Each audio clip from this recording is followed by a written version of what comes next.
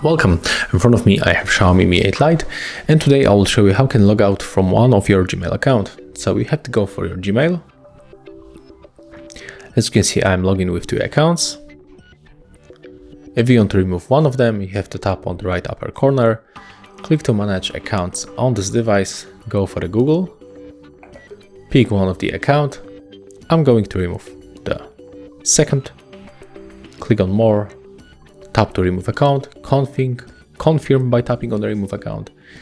And as you can see right now, when we go back to our Gmail, we are only logging with one account. And that's it. If you find this video helpful, remember to leave a like, comment, and of course subscribe to our channel.